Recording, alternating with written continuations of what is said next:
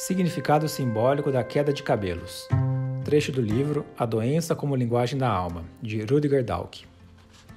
Quando as antenas tão cheias de significado, adornos valiosos, símbolos de poder, liberdade e vitalidade são perdidas através da vil sintomática da queda de cabelos, deve-se pensar em todos os temas citados acima. Além disso, somam-se a eles todas as situações nas quais é preciso sacrificar algo. Caso se deixe de notar a necessidade de uma mudança anímico-espiritual, o organismo é forçado a incorporar o tema substitutivamente. Como os cabelos são apêndices da pele, nesse contexto, seria o caso de se pensar também no simbolismo da muda, especialmente na queda de cabelos que vem acompanhada da formação de caspa. A serpente abandona sua pele velha quando está madura para uma nova. Portanto, colocar-se a seguinte questão: será que eu negligenciei despir minha velha pele e permitir o crescimento de uma nova? Expressões tais como deixar cabelos ou penas, rarelassem e sentir-se depenado, dão a entender que foi preciso pagar algo, ou seja, fazer um sacrifício que não se queria fazer de livre e espontânea vontade. Não se saiu ileso dessa situação, mas bastante depenado e vulnerável. Aqui surge a questão: onde e quando eu deixei de pagar, ou seja, de fazer o sacrifício necessário?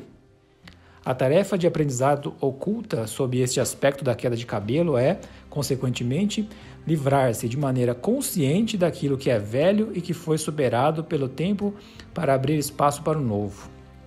Trata-se especialmente de dar esse passo de maneira consciente, para assim liberar o corpo da tarefa substitutiva do desprendimento.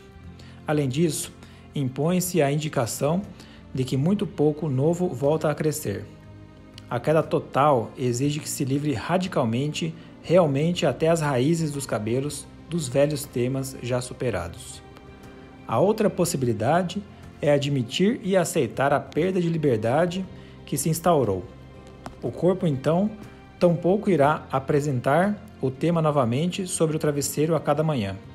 Quem entende que a liberdade consciente em fazer conscientemente e de livre e espontânea vontade aquilo que se deve ser feito, não precisa temer por seus símbolos de liberdade. Isso é especialmente importante em perdas de liberdade inevitáveis, tais como, por exemplo, o tornar-se adulto. Pacientes que começam a perder cabelos já na adolescência demonstram que não estão suficientemente conciliados com o fato de tornar-se adulto. A careca precoce, portanto, mostra um rosto duplo. Por um lado, os afetados externamente parecem precocemente envelhecidos, já que a careca é um sinal dos anos maduros. Por outro lado, um olhar treinado simbolicamente reconhece também a falta de cabelos do recém-nascido, especialmente se, em vez de voltarem a crescer novos cabelos, forma-se uma suave penugem. A expressão careca como a bunda de um bebê traz à tona esse duplo aspecto. Quando a careca já emite reflexos, a solução, então, está no amadurecimento anímico-espiritual. Nunca é tarde demais para livrar-se da penugem da infância, ou seja, de redescobrir o próprio infantilismo em um nível mais elevado. Outras épocas típicas para a queda de cabelo são o período que antecede o matrimônio, antes de assumir um ponto fixo, antes de uma nomeação, etc. Aqui deve-se pensar no mesmo princípio. Não é a desistência consciente da liberdade e da independência que colocam em perigo os adornos da cabeça masculina, mas, em determinadas circunstâncias, a inconsciência que a acompanha e a tentativa de não pagar pelas vantagens que são reivindicadas.